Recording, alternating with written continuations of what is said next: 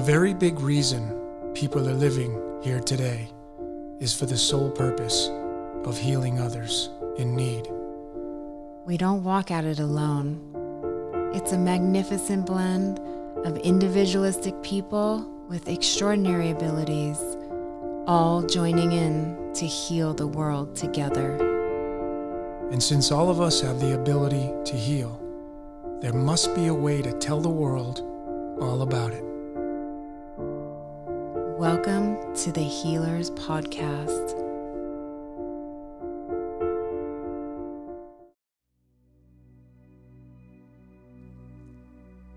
Syncretism is defined as blending together different beliefs, especially involving the merging of a simulation of several original discrete and ancient traditions such as astrology, theology, and alchemy. Santos, a world-renowned syncretist, has been delivering to the world extremely valuable, time-sensitive material, information and truths that are necessary to help shift the world into an awakened state of consciousness.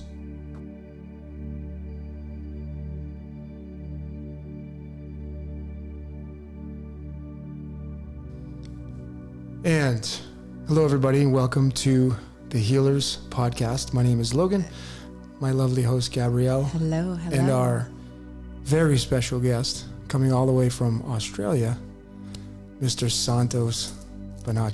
Thank you. I'll give you one of those too, my brother. Yeah, because you deserve it, man. Absolutely. The wonderful, great syncretist, Mr. Astrotheology, the one and only. You know, it's been about 3 years since I've been following you. Well, I mean, as far as like wanting to have you come here in person, and here you are. Complete manifestation. And then, of course, she joined in on the manifestation. Partly by me. But yeah, well, that's what I was saying. It was a culmination of the energy that we... But I've been following you since 2013, right around there, maybe a little longer. And it's just a blessing to have you here, brother. Yeah, we're very grateful. We feel very, very, very blessed to have you here. Me too. This is my tribe. Yeah. And and everybody watching, they'd be like, man, I wish I was there. Man, I'm so jealous that you got to be on a podcast with Santos. Yeah. So welcome out, Santos. It's been an honor to have you in our presence for the past couple of days since you've been here. And we have one more night to go. Yep. And you're going to be doing another podcast tonight with Mr. Killer Priest from the Wu-Tang Clan. That should be fun. Oh, yeah. Oh, yeah, man. Met him the other day, and very nice guy, really humble and sweet. And he just sweetly and softly suggested that he'd like me on his podcast. That's so awesome. I was really wrapped with that, and then pardon the pun, he's a rapper. and then I text my son, who's a producer down in Melbourne, the hip hop and experimental. And I said, "Oh yeah, just I'm hanging out with Killer Priest," and he goes, "No way," because he knows him. Oh yeah, yeah, man. Yeah, big name. He was very, very impressed. Like, wow, Dad, how'd you get that? Yeah, that's pretty amazing. That's pretty awesome. amazing. So Santos, why don't you begin by telling us, I mean, most of you that are watching this podcast, you know who Santos Bonacci is, but let's talk about syncretism, because that is your real forefront driver on what you're doing in this matrix reality. Mr. Astrotheology is your channel on YouTube, but you're a syncretist. And what is syncretism? Really, what is the true definition of syncretism? So in Wikipedia, it will tell you that it's more or less syncretizing, bringing together all fields, generally philosophical, because that's where most of the ideological disunity on the earth is. So once upon a time, it is suggested that the world was united in thought, etc., philosophy, theology. And then some kind of a cataclysm or a traumatic experience in the cosmos, like the Tower of Babel biblical analogy, and everything got divided and conquering began. Divide and conquer. So it would be the opposite of that. And I would say the sister of syncretism, synchronicity, syncing things up in time, Chronos. Mm. Syncretism is syncing things up in your head. So this is where it should be done. Because everything's divided, you've got experts in one field, and they're great in their field, which is great, but they know very little about everything else. And you'd be surprised how much ignorance they have of other fields. And that is a handicap, in my opinion. So I remember when I started learning languages, which I speak 8 to different degrees of fluency, an old man who spoke a lot of languages said to me, it's not going to weigh, it's not going to be heavier to carry knowing more languages. And I thought that was funny at the time, but think about it. You know, it's not anything like a weight or something that's going to hurt you. The more you know, the better, because the more knowledge you have, the more expanded your consciousness is. Exactly. Mm-hmm. So that's what I'm doing. I'm teaching the science of syncretism. So there's a model and then there's a method. And the method is the ecliptic. The ecliptic. So let's expand on that, because that's a big road to travel, right? How do we simplify that? So what is the ecliptic, and how does that tie into syncretism? Right. So the ecliptic is the path of the sun, primarily. The sun, every year you'll see the sun rising and setting, and it's very low when it's in Capricorn, the Tropic of Capricorn, from our perspective here in Los Angeles. And then it takes 6 months for it to climb up to the Tropic of Cancer, and then you see these big, long, hot days when the sun is in June, July, right? So you've got longer arc, probably about 190 degrees of arc, even more than 180, because longer days, shorter nights. And then in Capricorn, the days are probably, 9 hours long. And much shorter. Mm-hmm. So you see this short arc. And that arc, you see the sun right ascending. It rises in the east. When you look south, you face southward always when you want to see the sun rising. You can't look toward the North Pole. You'll miss it. You have to look toward the south, and you'll see the sun rising in the east and right ascending. And so that path there, it's not inscribed in the heavens, but it is there. And that's called the ecliptic. So when you work out that there is a yearly cycle, and the year begins on March the 21st, the equinox, then you do a sine wave. So you start at the equator at the middle of the sine wave, you go up to the Tropic of Cancer, then back down through the equinox again in September, and then the sun falls at the fall, down to the Tropic of Capricorn, and then back up again to Aries. In that sine wave, the ecliptic, is all the information that we as humans can study to derive as much knowledge as we can about every sine wave that exists. In other words, every vibration, from the smallest in this fractal holographic universe to the biggest. So, for instance, that sine wave there, along the year, you'll see there's a lot of dates of festivals. Aries has got Easter, for instance. Spring, yeah. Mm-hmm. Yeah. And which is the actual New Year, right? I mean, would you say that's the true New Year? Yep, it is. So the Hebrew calendar, the lunar solar, has the actual right amendments to the way the calendar should be versus the Gregorian, right?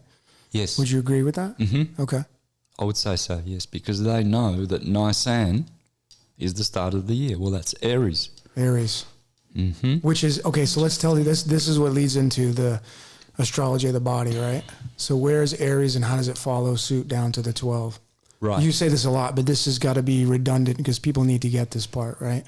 Good question. So if you start at the very top of your head, and the top of the year is also March the 21st, the equinox. And then you have the sign of Aries is the first part of the body.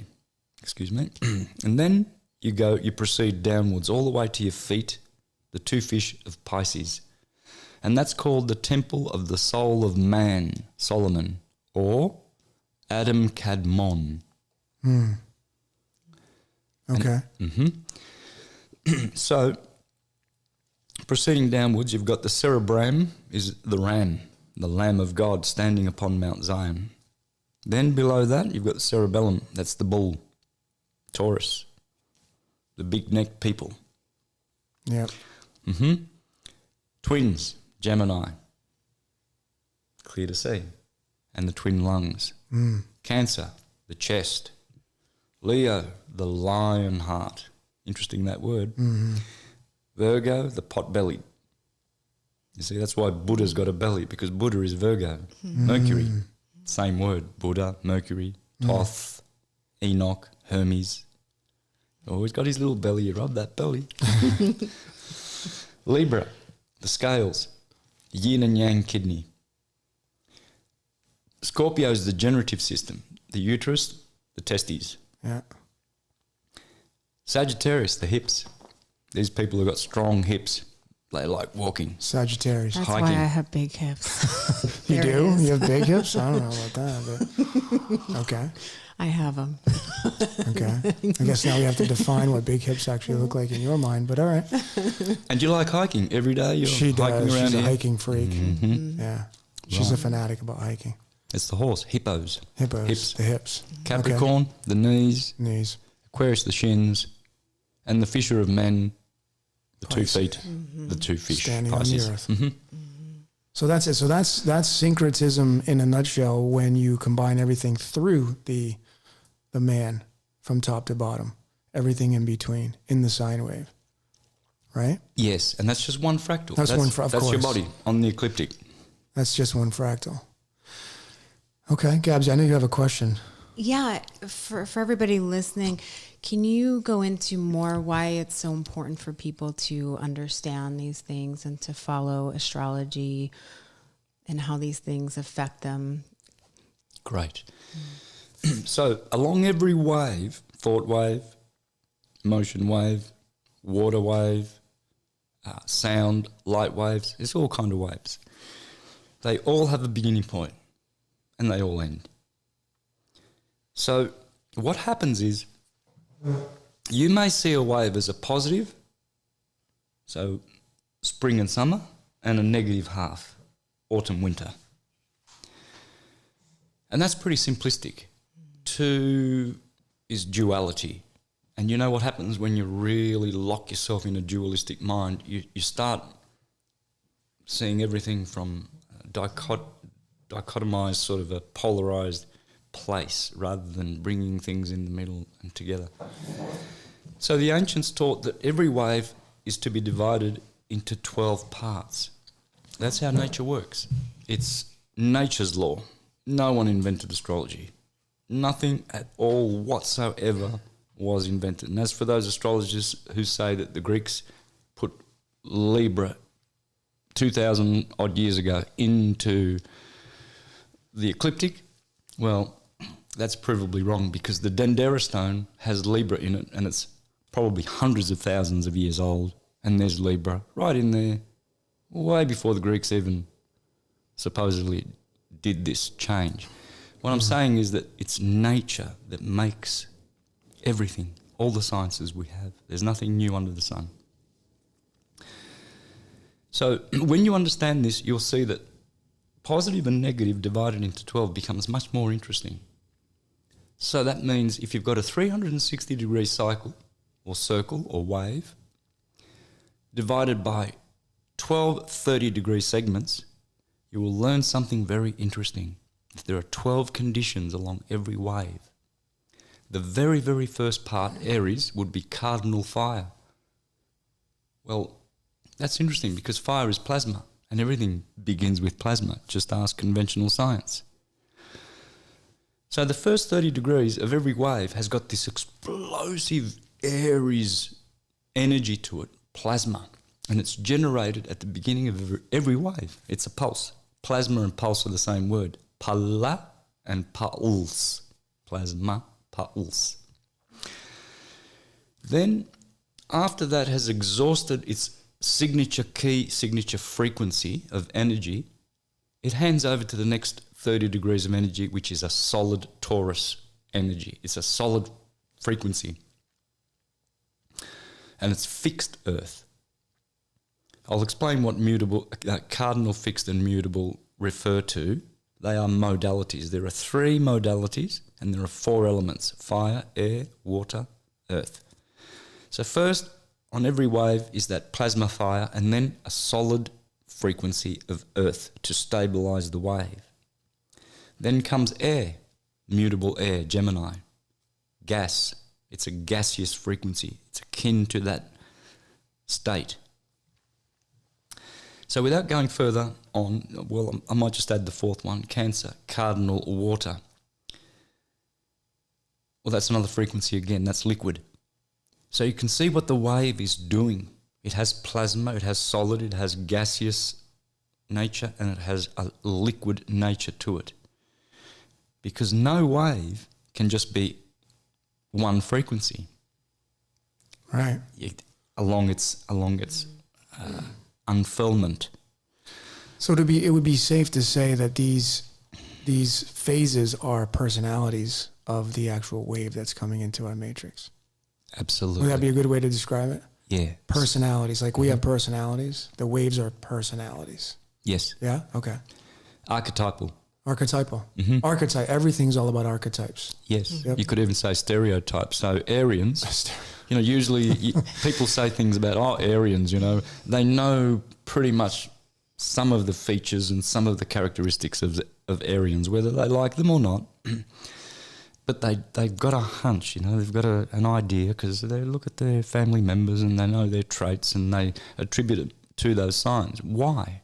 Well, because the conditions of the frequency from March the 21st to April the 21st every year, Aries is different to the next set of 30-degree frequencies.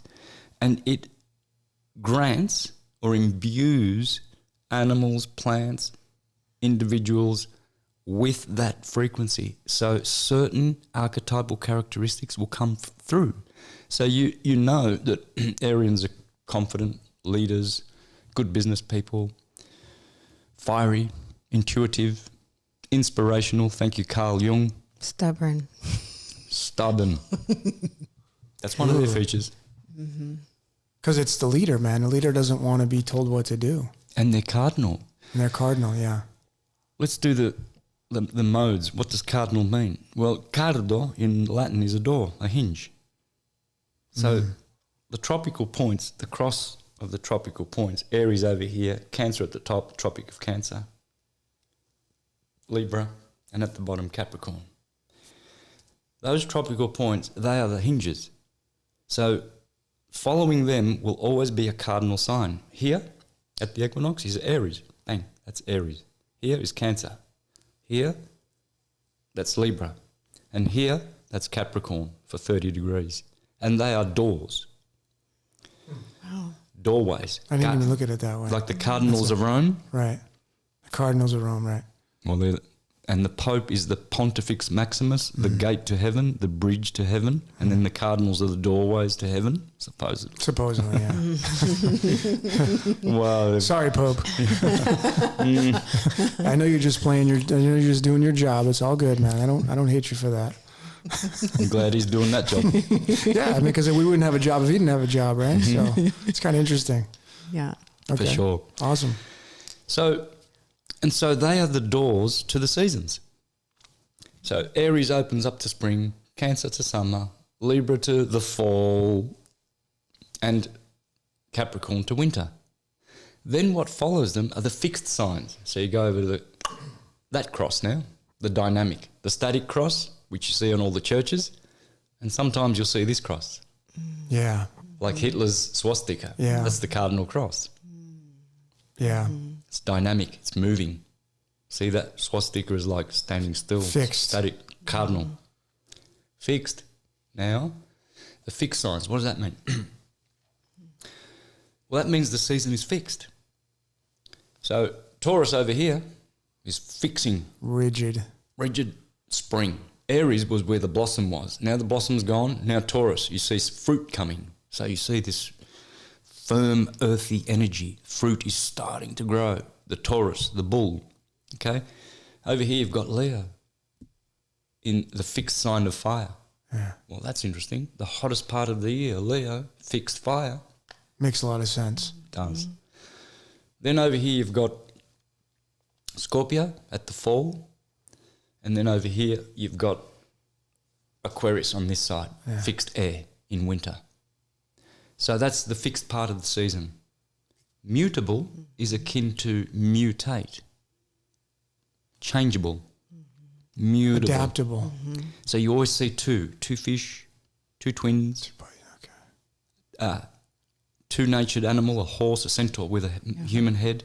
So the human's coming out of the animal. They're called bicorporeal signs. Bicorporeal, okay. And Bonatti, Guido Bonatti of the 12th century, a colleague or a friend of Dante Alighieri, he said that they are changeable in that they change the season. So Gemini, let's go back to our little cross. We went to the fixed position. Now we're coming beyond fixed and we're into the mutable signs. So Gemini up here, the twins, he says there are two twins because they are changing, mutating spring into summer, and they double the heat and get it prepared for Cancer. So they're transition. Which, that's interesting because Donald Trump's a Gemini. Mm-hmm. He's transitioning from the old world order into the new world order. Maybe. Possibility. That's how it works. You're thinking. This is why you ask the question, how can it help you? Why do we want to learn syncretism and astrology? What benefit? Because now you know how to think. Yeah. You can see more. You can see why your family members behave in certain ways. If they're a Gemini, you'll see that they're very mentally inclined, intellectual, conversational, friendly, sanguine. If they're Arians, you'll see them leading the pack, sporting, martial arts. You'll see these certain behaviours, and then you can bring your children up how they want to be, you know. Some might not want to be what their father does, a doctor or a dentist. They might want to be a sportsman. I'm glad you brought that up for, parents listening to really try to understand who your child is, because I think so much in society programs and tries to deprogram somebody's natural progression of the direction in which they were born into and want to go. So glad you brought that point up for all the parents listening. Sure. Should really delve into really understanding their child from that perspective. Yep.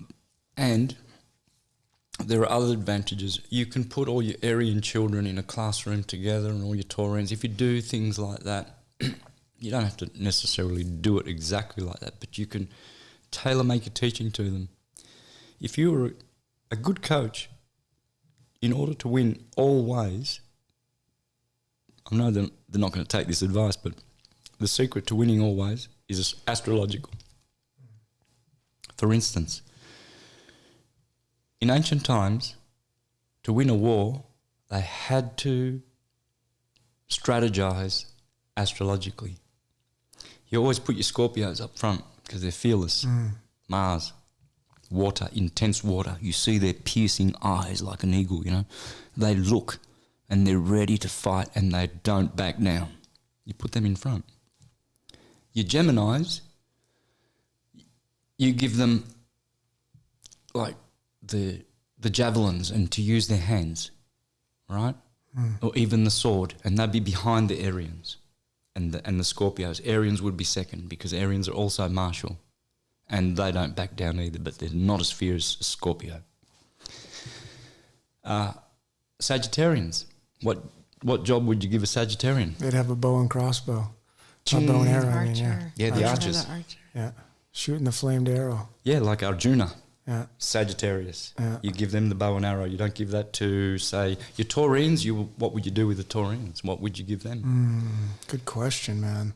So it's all about strategy, man. So now you're really getting people to think. This is an interesting topic. When's the last time you talked about that? This is like putting people in war based upon their astrological chart. If they didn't do that, fascinating. I haven't even thought about that. they would lose. Seriously, I didn't even think. And then, but people go out into business. They're working at jobs or they're hired, and they're not in the right position. They're sitting in the seat that they're not supposed to be at, or you're anybody listening. You want to start that business, but you're not fit for that business because you're not made to do that business. You got to understand who you are based upon one of those layers. Syncretism being astrological, then you got numerology, personality types, which we can get into, but that's not what this is about. But this is straight up astrological aspects, and just that element alone is just so deep. Understanding your characteristics and leading with them. Yes. Unbelievable. Unbelievable. That's the first time I've ever heard you talk. Have you talked about, I've never heard you talk about going into war and setting up your battle line and basing it on the astrological chart. I have a few times. I'm sure you have. Maybe I missed it, or yeah, but I didn't miss it this time. So, so I got it this time. Yeah, you want your taurines to hold the shields, like in the larynx. They're the bulls, the strong ones. The phalanx. You know how the Greeks won against the Persians? There was 47,000 Greeks against 2 million Persians, because Alexander the Great was an astrologer. Of course he was. He learnt under Aristotle. The Greeks were great astrologers. They would never go into war without strategy. So you've got your taurines to hold those shields. And then you've got the Arians and the Capricorns, which are good strategizers, especially in business skills, like your generals. You put them as leaders, yelling commands. The Arians, come on, fight, don't back down. And you put the Scorpios up front, right? And then understanding when the right time to go into battle is, too, for you. Exactly, right? Hippocrates in the oath, conveniently they took out the last bit of the oath, where he said, if a medic is not an astrologer, he's not worthy to be called a medic. Why? Here's another reason why astrology is so important. The moon. The moon is a monthly cycle. The female has a monthly cycle. It's called the menstruation cycle. Yeah. We actually have two, because we have to deal with the moon and Mother Nature. Exactly. So it's known that when the moon is in a sign, that moon is stimulated in the blood. For instance, when the moon is going through Leo, the blood is now, it's agitated, it's moving. So if a surgeon has you down for a heart surgery on Monday and the moon is transiting Leo, you'll find that there'll be bleeding complications. Wow. You see? Yeah, you want the moon to be in the next sign or a couple of signs down, not in Leo. If you're going to do brain surgery and the moon's transiting Aries, probably bleed to death. This is why there are many accidents, and doctors are the third cause of death in the world. Just go to Wikipedia, it'll tell you, doctors, third. I go and check it every month just to make sure it hasn't gone down lower. Wow. Just so I can keep telling A third highest cause leading of death, doctors. Wow. That's why, I'm telling you. They're on the operating theatre, they're operating the kidneys when the moon is in Libra. And, oh, sorry, you bled to death. Oh, dang. Too bad. Makes sense, though. Wow. It does. This is amazing for all doctors out there. Definitely, they need to understand this. That's so fascinating. But they're in it for the money. No, I didn't know that. But they're in it for the money, so I can imagine why they're going to just sacrifice the third, because it's like the time, moving that calendar around to have people operated on specific times when that transits are going through and the planets are supposed to be in certain areas. Doesn't fit in their calendar. No, that's not necessarily true, because actually a lot of doctors and surgeons don't do surgery every day. So, true. And I think that's but they're super busy, though. Statement to say. Well, maybe. I don't think that many surgeons would want a patient to bleed to death. No. So I think if they had that knowledge and they knew that they could utilize astrology, I think that they would definitely utilize it and look into it and take it seriously. For sure. J.P. Morgan said millionaires don't use astrology. Billionaires do. Yep. Right? I know that one. And I know they do. Absolutely. They don't just have luck. They go by the stars. They have their astrology, and they want to know when to invest, when to sell, when to buy, when to sell. There are rhythms, like all rhythms. Absolutely. You know, you can't be breathing out and then out and then out and then out 10 times in a row because you'll die. Yeah. You got to do a out, in, out, in. You got to share it. And so along the way, so they will be looking at the moon, for instance. They won't be investing when the moon's waning or in the last quarter, in the balsamic period of the moon, you see. They'll be looking at new moon, right? Put some money down, put some stocks on this, that and the other. Waxing moon. Here's another example. Cut your hair when the moon's waxing. It'll grow real nice and fast and rich. Cut your hair when it's waning. You can do it to try cutting half one side when the moon's waxing and the other half when it's waning, and watch it yourself. You'll see this side, you cut it every month when it's waxing, you'll see it'll grow, and this one won't grow. Wow, really? Mow your lawns when the moon is waning. That's the best time, and then it won't grow. When it's waxing. You're not in sequence with the cycles. My father, who was just a country bumpkin, for want of a better word, he had the best gardens, and he always planted by the moon. What was his birthday? Virgo. He was a The workers. the earthbound people. He never did anything that wasn't by the moon, and he always had the best gardens. Wow. It just shows you. So it's in your blood, man, to do this stuff. So he was into astrology. In his own ignorant way, yeah. So he wasn't aware that it really, It came was down to waiting him for Santos. from the culture. It just came down. The Italians they knew it once upon a time. Of course, then the Catholic Church would have persecuted it, but they would still have whispered, you don't you plant your little plants when the moon's waning. You only plant seeds under the seeds when the moon's waning. But plants that have already germinated when the moon's waxing. Yeah. Because they won't grow, and especially in the feminine signs. Like if the moon's waxing, for instance, in spring, and it's in Pisces or Taurus or Cancer, the feminine signs. The water signs. I experimented with this one year, and I got all the results. I planted some seeds, I put a sign there, Pisces, moon waxing. Really? Yeah, and I noticed the difference. this is amazing. Sure. Wow. Yeah. Let's test this out. Let's cut I know half you your will. let's cut half your Let's hair. cut half my hair right now. I just freaking haven't cut it in the past year, so I'm going to just go ahead and test it on my ass. Let's It's all just right. cut one side and see what happens. Maybe I'm open to it. Hey, these days hairstyles are so weird that no one will. No one will know. Yeah, why not? They're not going to. No one will know. So we're talking with the great syncretist Santos Bonacci from Myrtleford, Australia. Myrtleford, Victoria, Australia. Small little farming town, right? Little Italy. Tobacco. Tobacco. I grew up on a tobacco farm. In fact, on my Facebook page, you'll see me with my sister tying tobacco in the kilns. Really? We got the tobacco leaves. Interesting. Wow. Interesting. First job I did when I left school, tobacco. Wow. Interesting.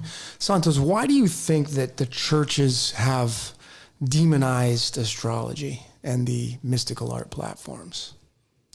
Because then they know that if you know the truth will set you free. And Yes. they don't want free people. And they use that scripture. They use it quite to often. suppress because they really don't want to give people the truth, the power. But in so doing, Gabby, what they're doing is preserving the truth, because they always talk about Jesus and his 12 disciples, Israel and his 12 tribes, the 12 pillars in the temple of my God in Revelation, and 12, 12, 12, 12, everything's 12, 12. Then you go to the book of Job, and Job 30 to 34, I think it is. Boy, I usually always get those numbers. Says, can you tell forth Mazzaroth? So all of a sudden you see this word Mazzaroth, and it's a Hebrew word, and you wonder, well, hang on a minute, this is an English Bible. All the other words, all of them, they're all translated into English. And here's Mazzaroth. Why don't they translate this word? They left it alone. Well, because it's zodiac. That's Mazzaroth means zodiac? Zodiac Oh, in man, Hebrew. I got to decode that now. I always tell Christians, well, what's the Bible talking about? Do you know your Mazzaroth? What God was reproving Job, saying, can you tell it forth? Do you know when Orion's coming up? Do you know when Ursa Major is on the horizon? Can you tell it? Can you tell forth the zodiac? Because if you can't, you're not my servant, you're an ignoramus, basically. Wow. It's in the Bible, man. It's right there hiding in the Bible. Yeah, well, I mean, and one of my favorites is Luke 22 verses 10, where Jesus talks about the Passover and going from following that guy into that next house, and he's bearing a pitcher of water. Make sure you go into that house. Aquarius. From From Pisces, because he's the fisher of men. He says, when you go into the city, you will see a man with a pitcher of water. Follow him into the upstairs chamber. Well, the upstairs chamber is Aquarius, because Aquarius is now going upwards from Capricorn, and it's rising up. It's like a higher declination. And, of course, it's the sign that we transitioned into according to the cycle of precession. So it's in there. Usually churchgoers will say, oh, but the Bible condemns astrology. And I will say, no, it doesn't. It condemns astrologers. But then again, God's condemning his prophets. He's saying, woe to you, prophets of mine who don't prophesy correctly. Woe to you, judges who do not judge correctly for the widows and the orphans. And you steal their money and you put them in jail. Woe to you, Jesus. How about this one? Woe to you, lawyers, who bind the little children of God with heavy laws which you do not wish to budge yourself. the scribes. So is Jesus condemning law when he condemns the lawyers? Clearly, it's in the Bible. No, he came to fulfill God's law. In other words, to carry it out perfectly. Condemning lawyers doesn't mean you condemn law. Condemning astrologers doesn't mean you condemn astrology. I condemn the astrologers as well. Yeah. I always do, because They're not doing it right. It's doing it the right way versus the wrong way. they're just a little business scam. It's awful. It's cheap, nasty. Yeah. They think the moon's a rock, whereas Ptolemy says the moon is entirely luminous. Yeah. I can see it's a light. I can see it's not solid and you can't land on it and play golf and ring President Nixon. Hey, President, it's Nixon. Nixon. Nick is, Nick. Saint Nick, yeah. Saint Nick, the son of Saint Nick, the devil. Hey, devil, how's Watergate going there? Any more scandals? Weren't we just talking about the water yesterday? Mm-hmm. Water. That's right. Wow, Watergate. How programmable water is. Mem, the Hebrew letter for water, memory. Memory. Water has memory. Mem. And we're full of water. Over 70%, they say. Probably more than More. that. Probably I would more than say. that. Mm-hmm. Oh, wow. Okay. I thought it was closer to 19. It probably is. Yeah. It probably is. So I don't know, but I want to give a big shout out to our sponsor, thehealersproject.com. We're all wearing a t-shirt from the Healers Project. Santo has on the love languages, all about 50 languages, just saying the word love. And Gabby has the one grateful. And I have the man going from evolution down to meditating. Kind of cool. Anyway, check out thehealersproject.com. It's one of our sponsors. Thank you. Gabby, I know you want to ask Santos the question about the Christos. Oh, It's a big one. It's a big one. And I know, we have about probably 10 minutes left, and I know Santos can really hammer this one out. But, and we get into Tantra and the whole aspect of, but Christos. So, Gabby, ask him that. What do you want to ask him about that? Well, I know, but be more specific, because that's just my interpretation. Go ahead, Logan. I'm going to let you take it. Okay, Because we only have 10 minutes. Well, so we got about 10, 15 minutes, whatever. We got some time left. We can always extend. But anyway, go ahead, Gabs, because I know you want to pick his brain. No, go ahead. Go ahead, Logan. Go I'll for just it. jump in. Yes, jump in. But you know what I'm talking about, because listen, we're talking about sex. I mean, we might as well get into the nitty gritty, because it's so predominant. Perversion as at an all-time high. I'm sure you know that porno is the most watched out of anything on the internet today. It's bigger than all the sports conglomerates put together. It's completely massive, and it's taking over the society, right? But it's not what it was designed to be like, right? So the Christos, the Christ, that's what I know that she wants you to kind of explain about, and how that moves into porno. and how it fits into that agenda. Yep. Remember, start from the basics, because some of our, You're like, what do you mean? You're talking about porno and you're talking about Christ? Where does porno and Christ come into this? Some of our listeners aren't familiar with this subject, so I want to. This is a great topic, though, man. Oh, a really good, clear understanding. For sure. So we have such a thing called seminaries, don't we? So what would you send young boys to learn in a seminary? Well, you would teach them what to do with this fluid, which is obviously able to procreate. And so it must be a holy fluid, like blood. Blood is not just a fluid. It's precious to you. I mean, you can get a sample of blood and learn so much about your constitution and where you're lacking and what's in your blood. So these are holy fluids, and you can procreate. You can give life to another conscious being. This is how powerful it is.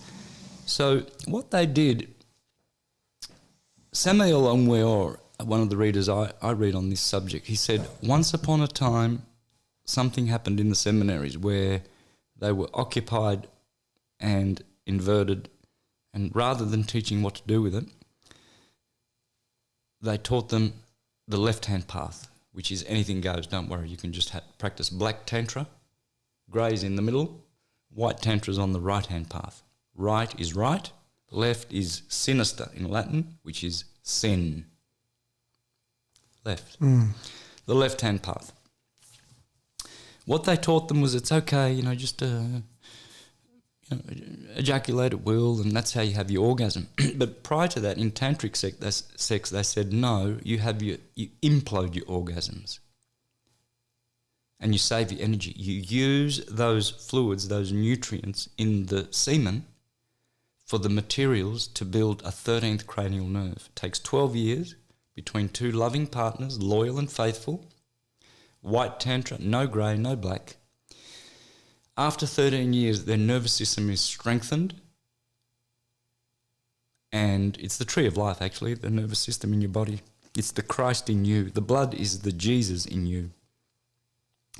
So when you respect your nervous system, you see people today, they've got all sorts of nervous disorders, neurasthenia, all kinds of things like multiple sclerosis. That's just they haven't gone walking barefoot enough and getting vitamin D from the sun and solarized energy, and so their nerves get really weak, and they get really weak, and then they end up in hospital and die. So you would say they kind of cut themselves off from the natural flow. Yeah, they haven't preserved those fluids. Dr. George Carey, 100 years ago, awesome, in his work, he said, the wetter you are, the longer you live. The wetter your food, the longer you live. And so we've only been given a certain amount of chrism, which comes from the claustrum. It's called chrism. And if you save it, you'll have charisma. It's the Christ in you.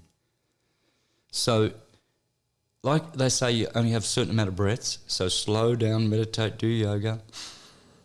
Slow your breaths, because you've only got so many. If you slow them down, you live that long. If you breathe really quickly in your throat and everything, short lifespan. I've seen it. People, what's that lung disease when they're having short breaths? Asthma. Yes, asthma, one of those, yeah. And you see them getting really, really skinny and they die, short of breath. So the same with the chrism.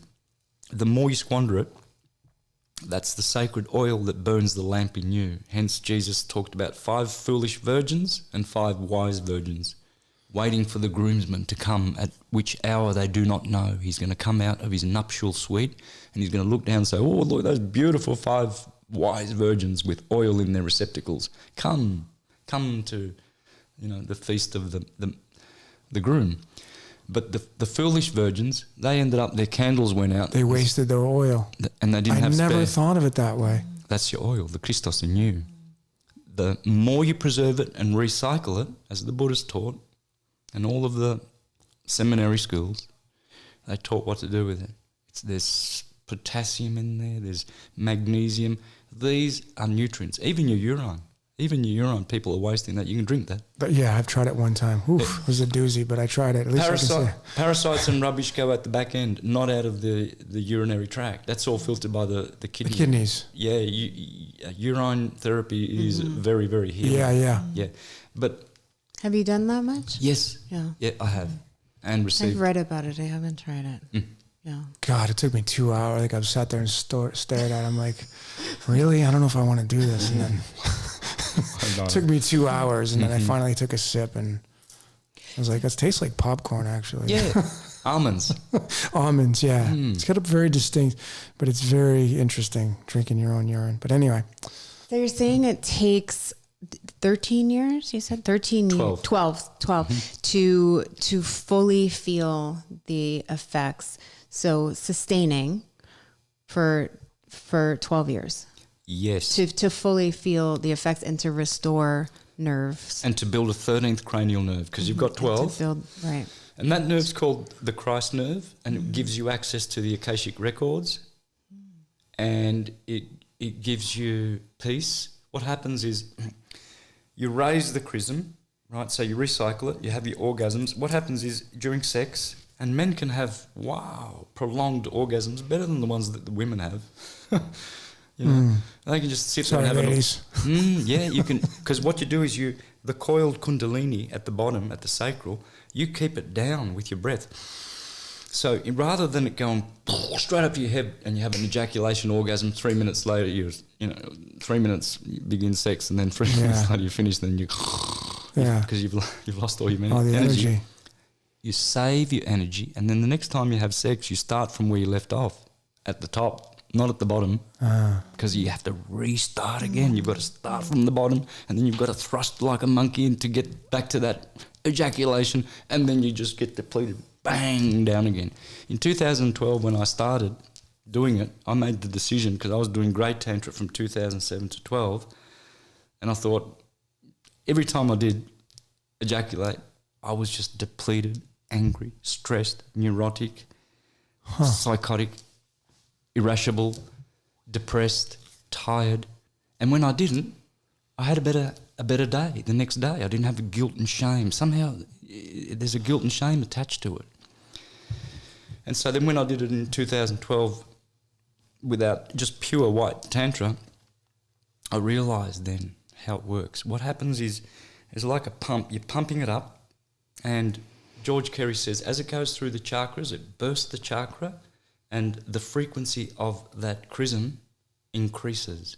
So it takes on the actual chakra points as it goes up that. It gets recombined and restored as it goes up to the head heaven. So every color adds to, and it ends up becoming more pure, more pure, more pure, more pure, more pure. Yes. As it goes up until it reaches its final destination. Yes, because as it descends, it gets differentiated. It goes to the third ventricle, the pineal gland, makes a masculine electrical energy, and a fluid chrism, and it goes down the pingala. The pituitary body, the feminine, Joseph and Mary, she makes a negative fluid, and it goes down the ida. And then it comes to the thyroid and gets differentiated and diluted again. Then the thymus, and it goes down to the kidneys and down to the sacral, and it's differentiated according to George Carey.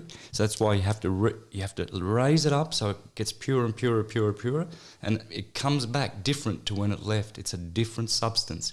And when it hits the fornix, an electrical phenomena occurs where you are illuminated. That's where Jesus is dead in the womb, in the tomb for 3 days, and then he's all of a sudden a white light, and he comes out of the tomb and he's resurrected. That's you. It's a story about you. So what happens then is the pineal gland begins to make a supercharged dimethyltryptamine substance called the blood of the Christ, which saves you. And it purifies your blood, neutralizes the pH, restores the nervous system, and you are immortal. Wow. That's how important it is. God, wow. Mic drop, baby. It's the elixir of life. And Logan's sitting over there thinking, can I do this? This sounds amazing. Can I actually? Can I do this? But anything's possible. Yeah, but people still will feel benefits and effects even if they don't make it to the 12 year, yes, if somebody Absolutely. sustains for, I think, people, just taking time, setting maybe goals for expanding, because I think for a lot of people listening, it sounds like, whoa, wait a minute. But I think if people could experience a little bit and really see the changes, like you said, well, after a year, and I realized I felt so much better, and I had more energy and I felt more full of, life force. So I think for everybody listening, to at least try, for 6 months or a year. Just go for a try for a couple of weeks and then go for a month and then extend. And that's what I was doing for 5 years when I did grey. Once I would do it, another time, I was too lazy. But every time I was lazy, it hurt me. And I couldn't, it punished me. And I felt awful the next day, whereas I'd wake up energized the next day. I get it. I get it. I get it. No, I totally get it. Yeah.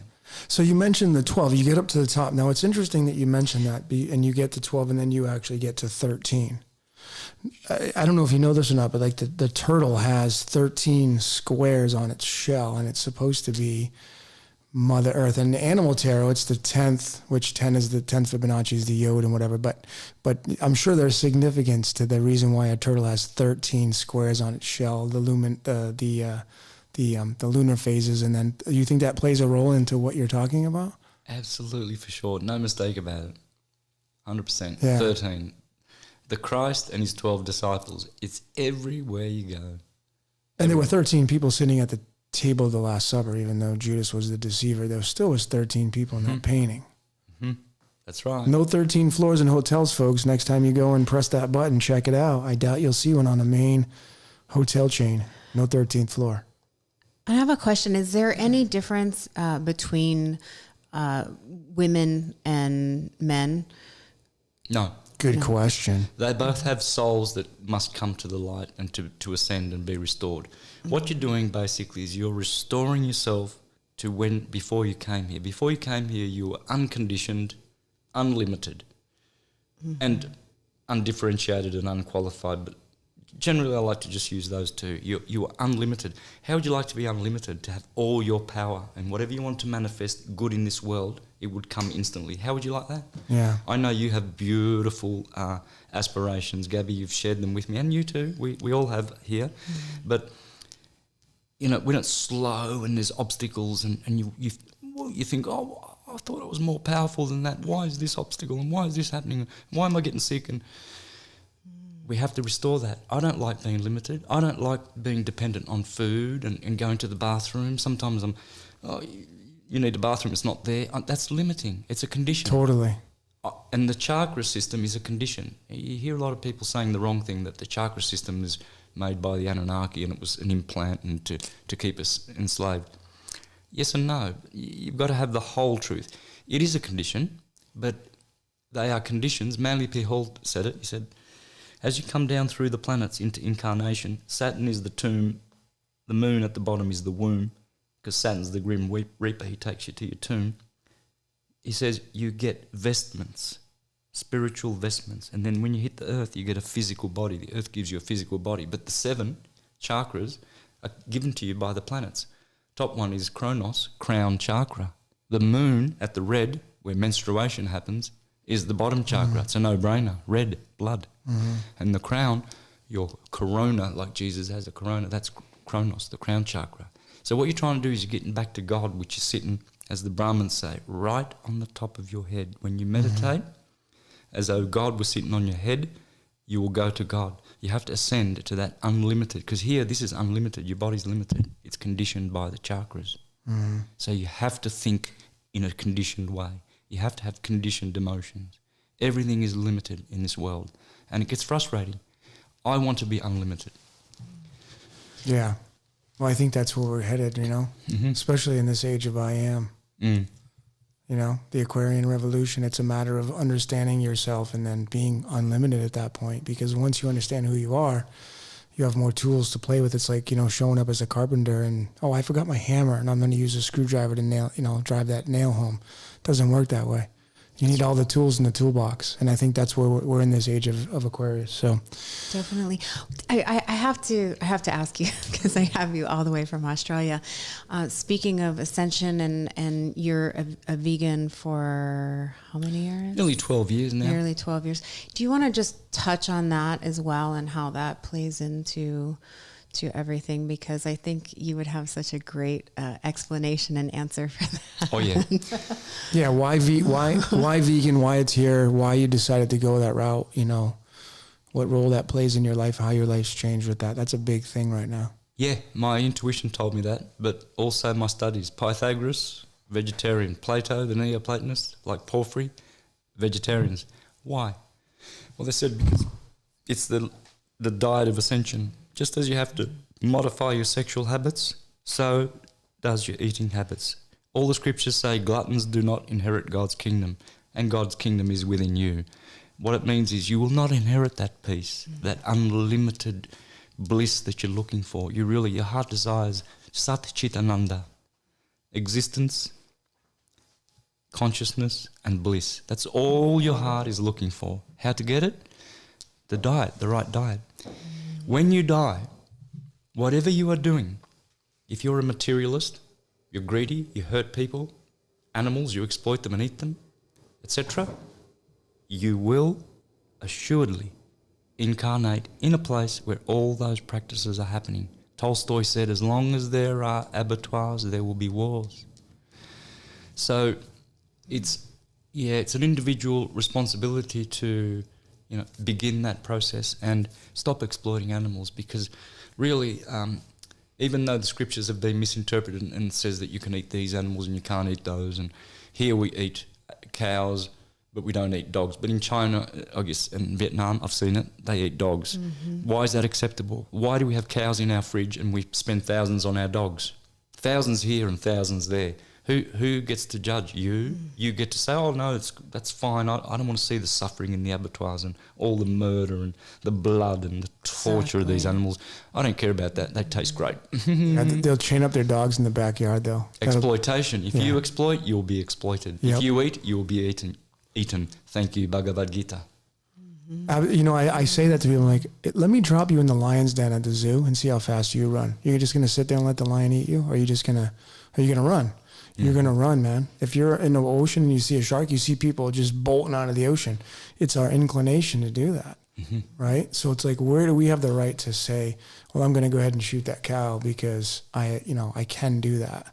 And it's a disconnection, because we're disconnecting from that life, from that animal's spirit. We're able to, or not. I shouldn't say, because I've been a vegan for for probably 13, 14 years now. So I haven't killed or ate an animal in that long. But people have this disconnection, and it's really fascinating, because I have a partner who's not a vegan. and he doesn't see that as he's killing an animal. And I have these conversations, and I'm like, no, you're killing the animal because you're eating it. So because you pay somebody else to kill the animal, or you pay a premium for that. It's a personal journey, and there's nothing you can force on people, because you know what? If they don't learn it in this lifetime, they're going to come back and do it all over again. It is, but the interesting thing is he could never, he could never kill our dog. He could never kill a dog. So it is, you're programming. Because you've got a relationship with that dog. You can see the intelligence. You look in their eye. You hear their soul. You feel their emotions. But you didn't do it for the cow you ate, did you? You didn't look in their eyes. You betrayed that cow. You were sitting there watching television and just going to your fridge and cooking a steak, and that cow was betrayed by you. You do bear a little bit of responsibility. But as you said, everyone at their level. So if they are eating flesh, it's probably because they need to at the moment. That's right. The time will come that will change. It has to change, because that's the shift. Takes time. It takes time. It does definitely take time. When I met Logan, it's a he personal was journey. eating I was the animals. hugest carnivore. I was eating a pound of meat a day, and At least. at least. So yeah, I've made some serious changes in my life. So no doubt about it. But it's a personal journey, and it's when the timing is right for you, and that's why you can't hold judgment. That's the biggest thing. Is not to hold we just judgment on ask people. that you be open and think and look and explore is what I always say. Yeah. We have a video, a 41-second video, "Thou Not Shall Kill." And it's literally a guy standing over this bin where there's this cow, and he's got the gun in his hand. He's got blood on his thing, whatever. You don't see his face. And he lifts the gun up to the cow, and the cow knows. And it's so sad. And every time he does it like 2 times, he lifts the gun up over there, and the cow just goes crazy. And then he puts it down, and it gets calm. And then he picks it, and it's just like they know. And it's just, I don't know. I mean, I think if everybody just watched that piece that we have on the healers, just that one piece, man. Now we're gonna have to. Would you change your mind on, if you had to kill your own cows? I think you wouldn't be eating too much meat.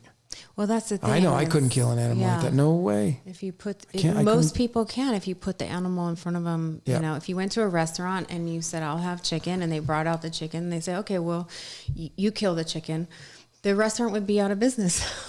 Yeah. If they did it that way. There's this funny video from Brazil where a guy is at the shops. You know how they do tasting things. So he's stopping the women and says, "Yeah, would you like to have a sausage?" And the woman's, "Oh yes, yes, yes." And so he goes on the table, grabs a little piglet, and he's got like this mixer, a box. It's supposed to be the mincer, right?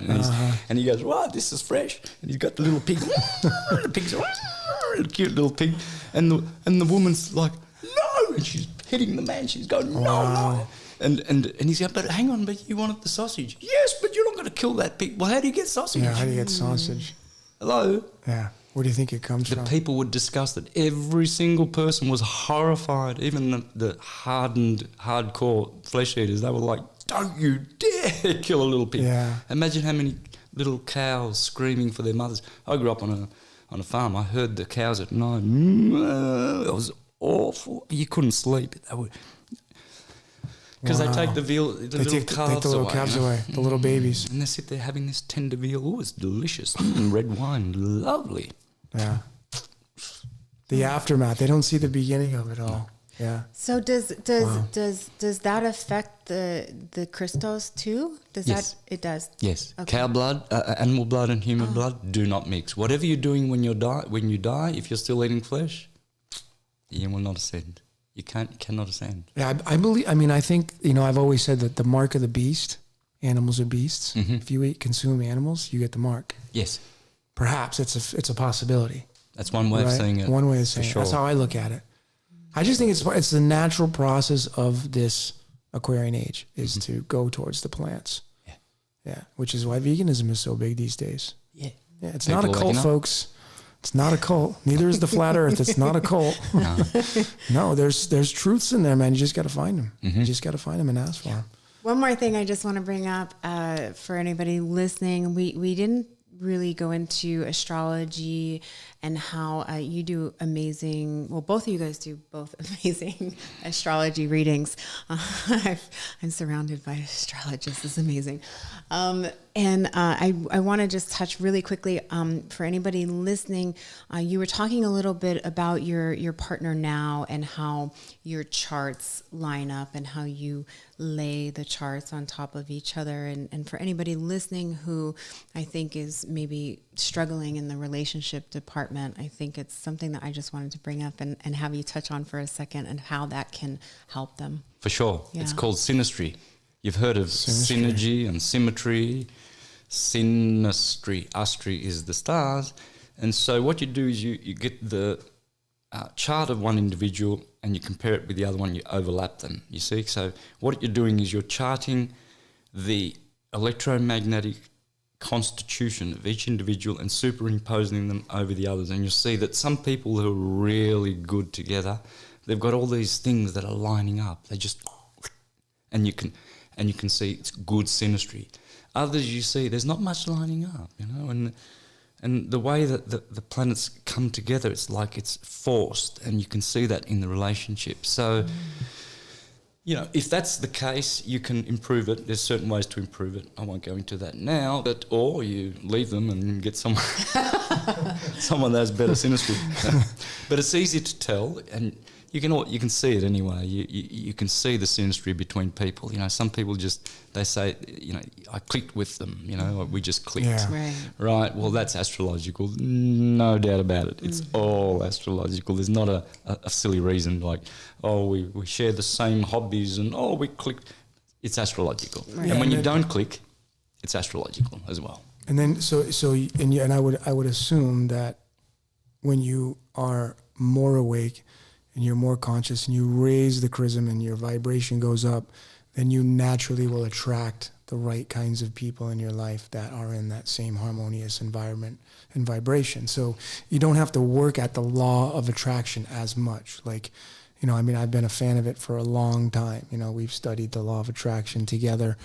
And, you know, when you're conscious of that, it's great. But I think when you naturally go up the ladder and raise your consciousness, it just becomes standard in your life to where you're on that frequency and you attract those people that are, you know, without trying at all. You know, like there's in the human design, there's the manifestors, the manifesting generators. They just think of that stuff and it just comes, you know. And I think we all get to that level when your consciousness goes up at a very high point, and then you just bring it all in and you don't have to really think about it anymore. Yeah, you're operating on a different level now. You're more in tune with what dynamics you're looking for, and you spot it, rather than go to a party or something and you're looking for something and you grab the wrong one because you don't understand electrodynamics. You don't understand how people are configured inside. You see a pretty guy or a pretty girl and you just want them and they're wrong for you. Yeah. Whereas now you're sort of, I know what I want now, and the universe always provides. It always provides. That's awesome. Well, that's about it for the healers tonight. Santos, you know what, man? Thank you so much for coming on and sharing some of your night with us, because I know you could be anywhere tonight. And thanks for having me. Dude, you know, become a great friend. I appreciate you so much. I know Gabby appreciates you so much. So grateful. Thanks for your wonderful hospitality. Yeah, Thank you. This actual shirt goes off to you. I know, it's beautiful. Grateful. Yeah, so for the healersproject.com, support us. That's what we're all about. Santos, thanks for coming on. My name's Logan, the lovely Gabrielle. This is the Healers Podcast. Thank you so much. Thanks for coming on. Until next time, Santos, huh? Thank you. We'll have you back on again. Before we go, though, where can we find you? If someone wants to get a reading for you, let's splash that up on the screen. What's the easiest way to find you? My website has a booking page. You just fill in the details. What's that website? universaltruthschool.com. I'm going to make sure I get that up on the screen so they can book a reading through that as well. I know you're on Facebook. You have limited spaces on there because everybody's after you. And then for those that can get to you on Skype, man, if they know your Skype name, I'm not going to give it away, but... I don't mind. Santos Bonacci, one word. Yeah, I know you're not. I'm just trying to be funny. Okay, great. So, awesome. You do the astrological readings. Anybody that's interested in that, he's a master at it, so I definitely intrigue you. I'm excited for my reading. Gabby's going to get it. Tomorrow morning, before you go. Yeah. So, Santos is going to be in Mexico next week. Right? To do a weekend, 14 hours of Spanish syncretism. Wow. Saturday and Sunday, Mexico City. Cool. Amazing. And we got some big things in store here in the United States, I can assure you. Oh, yeah, I love LA. I'm coming back. Yeah, I know you're coming back. We look forward to having you back. Yeah. For sure. Beautiful city. It is.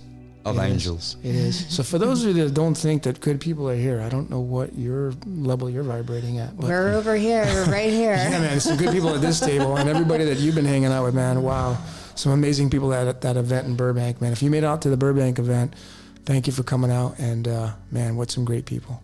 Yeah. For sure. Awesome. So my name's Logan, the lovely Gabrielle, Mr. Santos Bonacci. Thanks for having on, buddy. Awesome. Till next time. All right, man. Namaste. Good night, everybody.